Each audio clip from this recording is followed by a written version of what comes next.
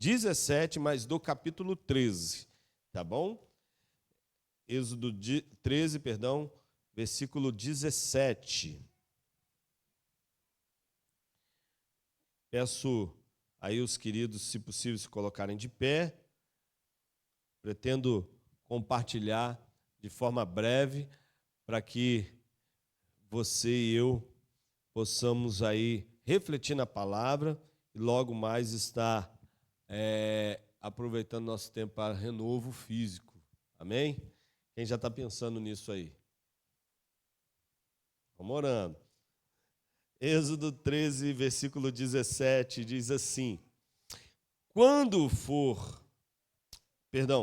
por fim o faraó deixou o povo sair, Deus não os conduziu pela estrada principal, que corta o território dos filisteus, embora fosse o caminho mais curto. Deus disse: se eles tiverem de enfrentar uma batalha, pode ser que mudem de ideia e voltem ao Egito. Por isso Deus fez o povo dar volta pelo deserto rumo ao Mar Vermelho. Assim, os israelitas saíram do Egito como um exército preparado para marchar. Amém? Pode se assentar, amado. Queridos, nesses primeiros momentos, né, que nós estamos nos conhecendo e passando a estabelecer laços, né, passando a desenvolver mais o nosso relacionamento, e isso é muito bom. Eu quero aproveitar essas primeiras oportunidades para compartilhar com os queridos sobre o que o Senhor espera de nós como igreja, sobre como igreja nós podemos e devemos avançar para louvor do nome do Senhor. Lembrando que nós temos falado muito em nossos dias, e nós, quando eu digo, não é apenas a nossa realidade como igreja, mas nós como nação, como povo, como brasileiros, nós temos visto como a nossa nação tem enfrentado dias... Obrigado, embaixador. Dias desafiadores, vamos dizer dessa forma, onde parece que a nossa nação tem caminhado dividida, não apenas no aspecto político, mas parece que cada vez mais as pessoas estão distantes daquilo que é de fato o propósito de Deus estabelecido por Ele para a nossa geração, para o nosso tempo, para cada um de nós. E aproveitar esse tempo para pensarmos nisso e como o Senhor espera que possamos desenvolver nossos dons, talentos, habilidades para o quê? Para a exaltação do nome da denominação, para a exaltação da nossa pessoa, vamos dizer dessa forma, não, mas sobretudo para a exaltação do nome do Senhor. Queridos, dias maus, dias difíceis, nos desafiam a entender a importância de não nos permitirmos paralisarmos, não nos permitirmos sermos de alguma maneira levados a deixar de avançar, a estar, vamos dizer assim, inertes diante da realidade difícil. Eu não sei você, mas uma das coisas que o Senhor tem me desafiado nesse tempo é, diante dos desafios, não parar e não deixar o propósito inicial que o Senhor estabeleceu para a minha vida ser, de alguma forma, colocado de lado, que é o propósito de avançar. Certa vez eu conheci uma pessoa que viveu uma experiência muito interessante e a esposa desse jovem pôde compartilhar essa experiência comigo e eu achei muito interessante. Certa vez ele dirigindo, né? Quem é que dirige? Amém. Quem ainda não dirige? Quem está orando por isso? Vou me juntar a você em oração, tá? Para que Deus dê a você essa graça, em nome de Jesus, e nos guarde, né, nos dias desafiadores, tá bom? Da autoescola. Mas eu me lembro que a pessoa contava a experiência, eu achei muito interessante, que o esposo, né, dirigindo, já era por volta das 19 horas, 7 da noite, e quando ele sai de uma curva e se depara com um buraco muito grande. E o que ele faz? Qual a sua reação diante de um grande buraco dirigindo, vamos dizer dessa forma, ou diante de um animal na pista? Qual é a reação? Frear, né? A reação dele foi levar a mão na cabeça. Ai, meu Deus! Né? E a esposa do lado gritou na mesma intensidade, ou melhor, um pouco mais alto, né? Porque ela estava mais desesperada com ele preocupado com o buraco, as rodas do carro, né, em danificar o veículo, e ela preocupada com a vida. Mas uma lição interessante eu pude extrair dessa história é que, por vezes, nós, quando estamos diante de um grande desafio, reagimos, ou por vezes nem reagimos, mas tomamos atitudes precipitadas e inconsequentes que nos trazem grandes prejuízos, que nos trazem problemas maiores do que aqueles que estão à nossa frente. Porque não pensamos, porque somos precipitados ou porque somos tomados pelo medo e pelo pavor. Agora, uma igreja que deseja, de fato, ser imbatível e não parar diante dos desafios, mas, pelo contrário, avançar, ela é composta por pessoas que entendem o seu papel e a importância de não se permitirem ser paralisados na sua vida todos os dias. Agora, venhamos e convenhamos, é um desafio para nós não nos permitir sermos paralisados. A canção que nós temos cantado muito nos últimos tempos, ela diz isso, desafiados, né, mas não desanimados, não é isso? É isso mesmo a letra? Perplexos, mas não desesperados. Sabe, nós somos desafiados a isso. E esse povo, naquele momento, tinha esse desafio diante de cada um deles. Uma vez libertos por todas as grandes manifestações poderosas da parte do Senhor, libertos do Egito, livres daquela escravidão e daquele tempo tão doloroso e desafiador, esse povo é convidado pelo Senhor a marchar em direção à terra prometida. Mas uma das coisas interessantes é que o texto diz que quando o faraó deixa o povo sair, Deus não conduz o povo pela estrada principal que cortava o território filisteu. Por quê? Porque apesar daquela estrada ser a mais fácil, vamos dizer dessa forma, o trajeto, o percurso, vamos dizer assim, mais curto, diante daquele trajeto, ou em meio àquela trilha, havia um desafio. Havia um povo que possivelmente se levantaria contra a nação de Israel. E talvez o povo de Israel, não entendendo isso, tivesse em algumas ocasiões questionado e murmurado com Deus, pois Deus os levava pelo caminho mais longo, o caminho, vamos dizer assim, mais desafiador, mas que, no entanto, nessa trilha, Deus os pouparia da batalha que possivelmente estaria à sua frente. Agora, queridos, nós precisamos entender que se desejamos de fato avançar para exaltação e glorificação do nome do Senhor, nós precisamos entender que, por vezes, trabalho, desafios, suor, dedicação vai ser exigido de nós. E, às vezes, esse trabalho, essa dedicação, esse suor vai ser exigido porque Deus espera nos poupar de batalhas maiores, de desafios mais intensos que poderão surgir à nossa frente.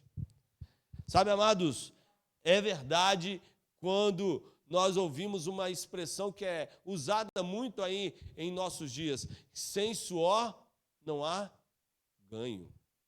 Sem dedicação, sem emprego de força, sem comprometimento, nós não conseguimos alcançar as vitórias e objetivos que, por vezes, somos desafiados até mesmo pelo próprio Deus a buscarmos e a alcançarmos.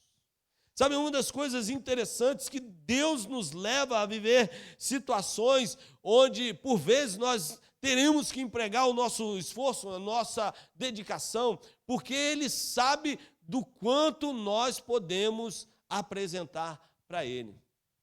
Sabe, uma das coisas interessantes é que, por vezes, nós, ao olharmos para nós mesmos, não somos capazes de enxergar possibilidades e nem tampouco habilidades que, de fato, o Senhor possa usar para exaltação do nome dEle. Não é verdade?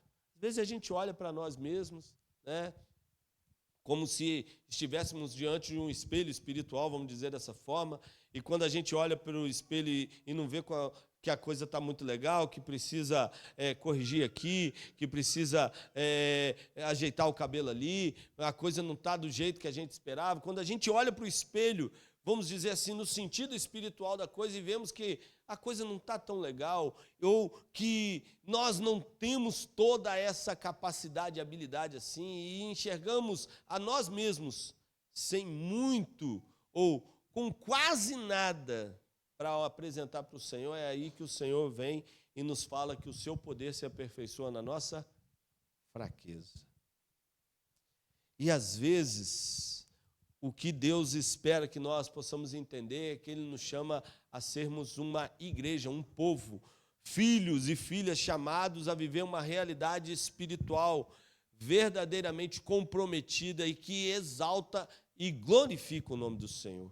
A sermos, de fato, um povo imparável, um imbatível, que avança diante dos desafios. Quando a gente olha para os grandes homens de Deus, amados, nós vemos essa realidade. Ainda muito jovem, Daniel foi desafiado a viver grandes projetos e sonhos da parte do Senhor para a vida dele. Ainda muito jovem, Timóteo foi chamado a viver um ministério que era tão desafiador para a realidade da sua vida naqueles dias. Enfim, muitos são chamados para viver grandes projetos da parte do Senhor e não estarem de forma alguma sendo paralisados diante dos desafios. Mas para isso, precisamos escolher, por vezes, o caminho mais difícil. Mais difícil. Sabe, amados, aprender a fazer escolhas difíceis talvez seja um dos grandes desafios para a nossa geração. A gente busca as coisas mais fáceis, não é verdade? A comida mais fácil, assim? A minha esposa está me desafiando a comprar air fryer. Não é o mesmo sabor da panela. Mas a gente vive no meio de uma realidade, queridos, onde a comida de 3 minutos, se a gente liga faz o pedido no iFood, a comida demora, vai além do prazo que foi estabelecido, a gente já cancela o pedido, já monta uma queixa, uma reclamação, enfim, nós vivemos no tempo do imediatismo, da coisa rápida.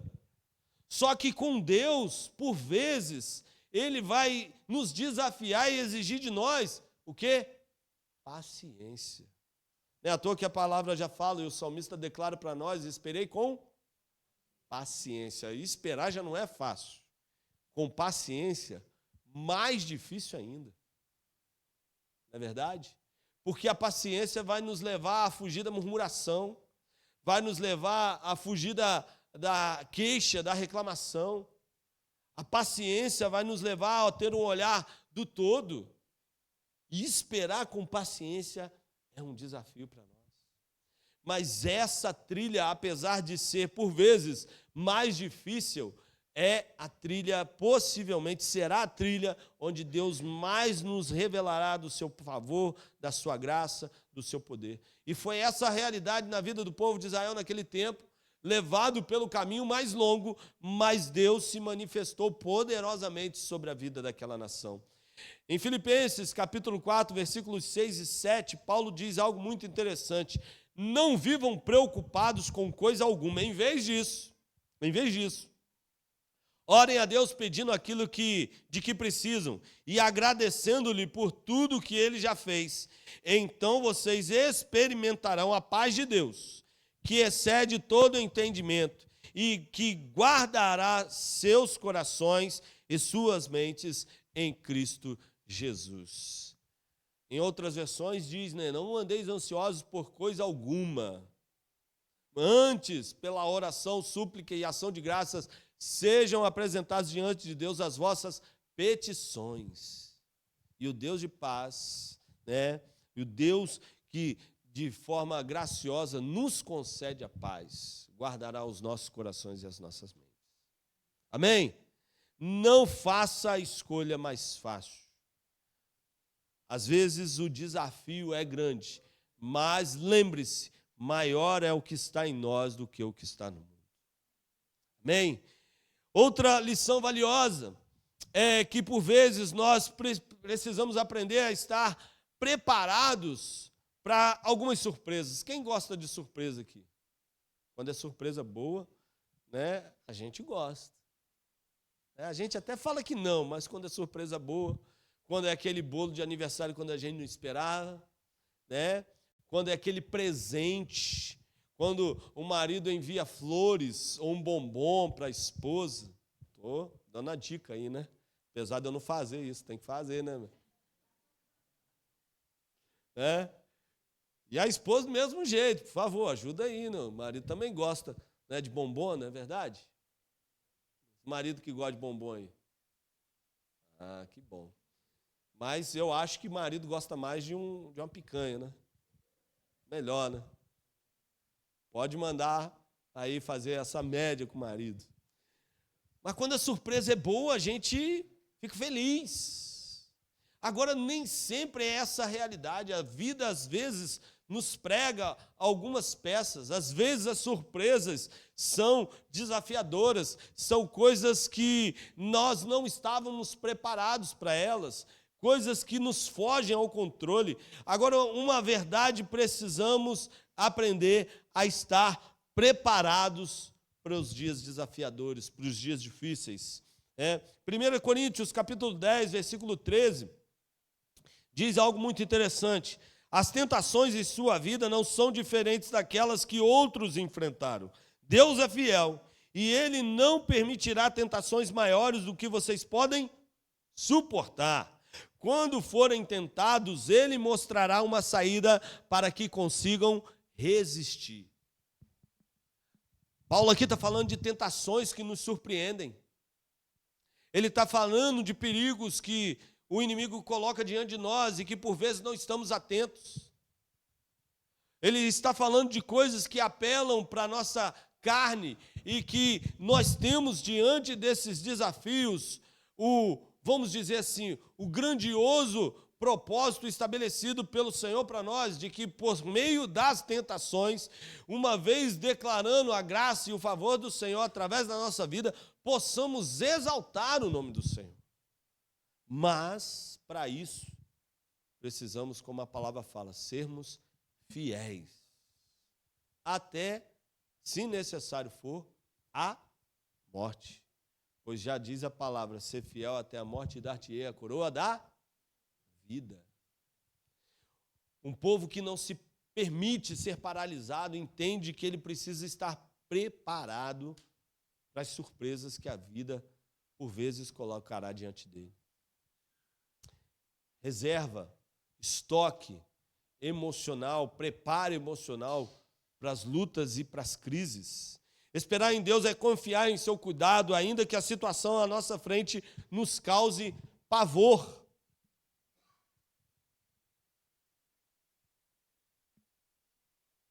Às vezes, o pavor vem porque nós, diferente do Pai, não temos um olhar do todo. Mas quando aprendemos a confiar no seu cuidado, no seu amor, na sua graça, entendemos que nada de fato escapa aos olhos de Deus. Nenhuma folha cai sem que o Senhor tenha ciência disso. Você e eu precisamos entender que se Ele tem um controle de todas as coisas que nos envolvem em suas mãos, Ele providenciará e preparará, como o apóstolo Paulo fala em relação às tentações, Ele irá preparar o escape e a sua graça há de ser renovada sobre nossas vidas, independente das circunstâncias. Não se deixe ser surpreendido. Pode até ser que nós não estejamos preparados para aquilo que está à nossa frente. Mas se confiamos no Senhor, podemos de fato esperar da sua graça, do seu favor, da sua provisão, do seu sustento. O povo não tinha alimento no deserto. Mais à frente nós vimos isso. O povo não tinha nem água para beber em meio ao deserto. Mas nada disso faltou àquele povo, porque Deus já tinha preparado. Amém? Pode as surpresas surgirem diante de mim e de você, mas nada surpreenderá o Senhor. Amém? Seja leal à sua palavra, aos seus votos, não apenas leal ao Senhor, mas leal à sua palavra. Acompanhe comigo, Salmo 116.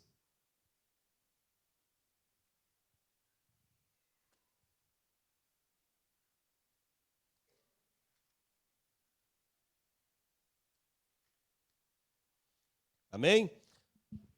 Versículos 14 a 18.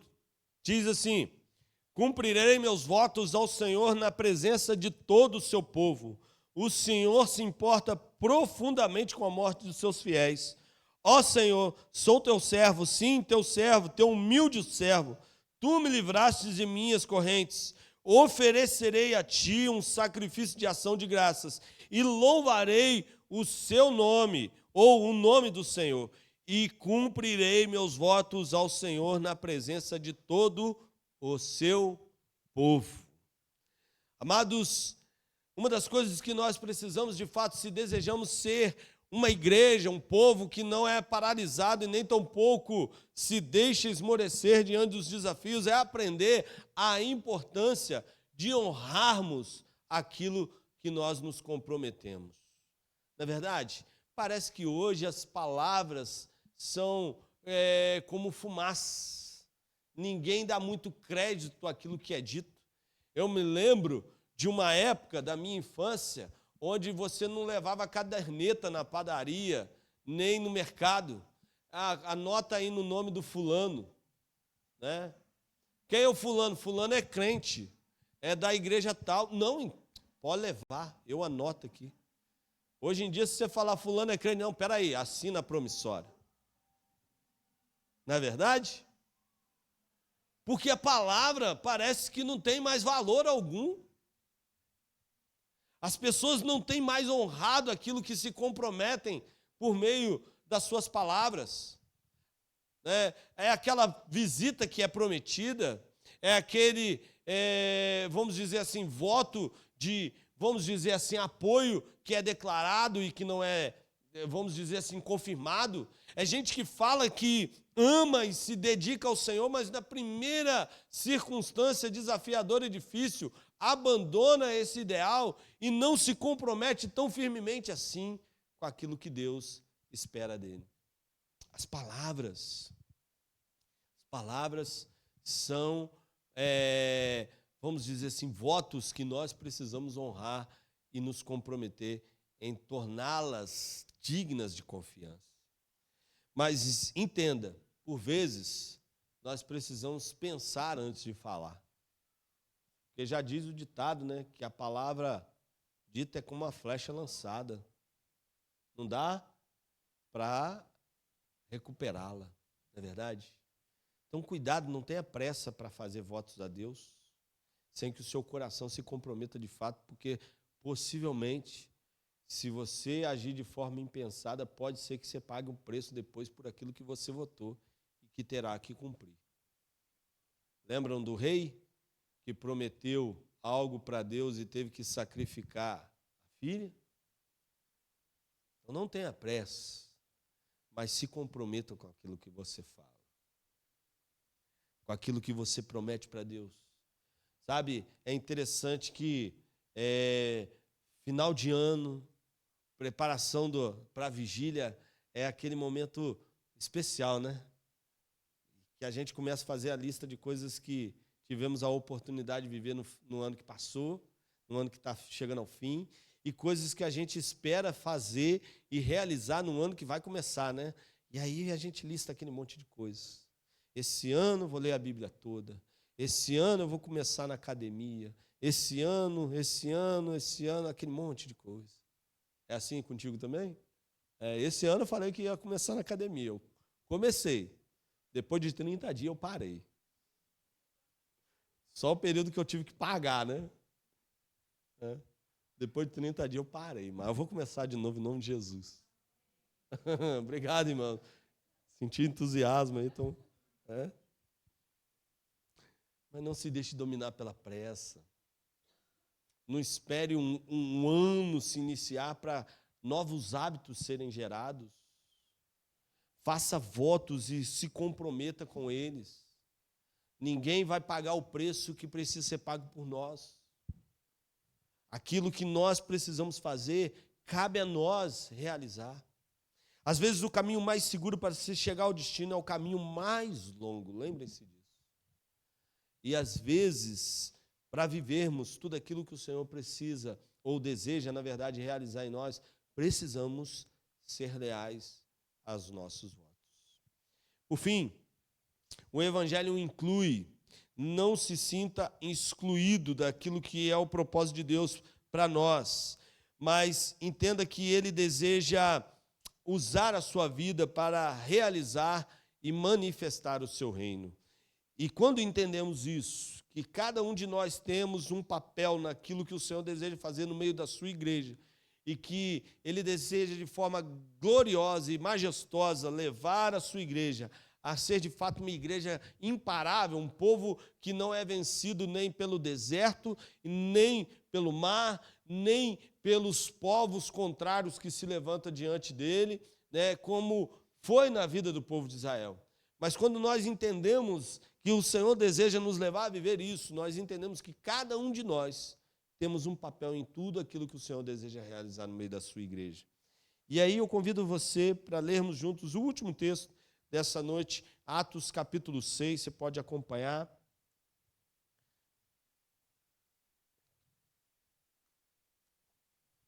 A partir do versículo 4, Atos 6, a partir do verso 4. Diz assim a palavra do Senhor. 7 homens são escolhidos para servir, subtítulo. Então, nós nos dedicaremos à oração e ao ensino da palavra. Os apóstolos estão declarando isso, né? A ideia agradou a todos e escolheram Estevão, homem cheio de fé e do Espírito Santo, e também Filipe, Prócoro, Nicanor, Timon, Parmenas e Nicolau de Antioquia, que antes havia se convertido ao judaísmo. Interessante esse texto, porque aqui o Senhor estabelece, diante de uma necessidade, a orientação para a formação do grupo dos diáconos. Não é isso? Quem é diácono aí já leu, já deve ter acompanhado um pouco dessa história. Aqui o Senhor estabelece, levanta 7 homens no meio da igreja, para que esses homens viessem se comprometer com o serviço às viúvas e aos necessitados. Havia uma grande dificuldade, essas pessoas estavam deixando de ser assistidas devido à grande demanda que a igreja tinha, deixando de ser assistidas nas suas necessidades. E igreja, ela existe para atender as necessidades do mundo. Amém? Para mudar o mundo, para levar o evangelho e suprir a necessidade que o mundo tem. Não apenas Cristo, sobretudo Cristo, mas as necessidades físicas, as necessidades, vamos dizer assim, materiais, que por vezes as pessoas precisam lá fora. Deus, então, diante dessa necessidade, leva o povo, os apóstolos, a instituírem esses homens. E o interessante é que o primeiro homem que nós vemos aqui é Estevão, aquele que veio ser o primeiro mártir da história da igreja primitiva, o primeiro homem a entregar a sua vida em prol do evangelho, não é isso? Até aqui. Olha que bênção, Deus levanta no meio dessa igreja esses homens para cuidar das pessoas. Evangelho ou igreja que deseja viver um evangelho que de fato seja relevante, igreja que deseja ser imparável, ela entende que ela existe para atender às necessidades do povo. Não apenas para as reuniões, mas para suprir a carência do povo sem Deus. Deus levanta então no meio dessa igreja esses homens. Mas em meio a esses homens especiais havia um Estevão, mas também havia um tal de Nicolau. Talvez você não saiba, mas possivelmente esse Nicolau veio a ser aquele que daria origem à seita dos nicolaítas, que Apocalipse vai falar e vai citar para que a igreja se desviasse desse povo, que esse povo era altamente carnal, vamos dizer assim. A prática da seita dos nicolaítas era uma prática que, vamos dizer assim, não pregava, não ensinava muito sobre santidade. Era um povo que desejava viver um evangelho sem preço a ser pago, sem comprometimento, sem dedicação. E possivelmente esse Nicolau, de fato, foi esse que deu origem à seita dos nicolaítas, porque os textos diz algo muito interessante. Nicolau de Antioquia. A seita surgiu possivelmente nessa região. E antes de se tornar cristão, ele havia se convertido ao judaísmo. E a história conta que antes de ser judeu, ele havia passado por algumas outras religiões. Era um homem inconstante. E gente inconstante acaba gerando problemas não apenas para a sua vida pessoal, mas para a igreja do Senhor. Gente que é de ânimo dobre, como a palavra fala, gente que começa bem, mas em função das circunstâncias ou diante dos desafios que a vida coloca diante dele, para e não avança, para e fica minando aqueles que estão ao seu redor, gente que age como esse Nicolau, por vezes, não apenas prejudica a si, mas também aqueles que estão ao seu redor. Já parou para ver dessa forma? Ou para enxergar dessa maneira?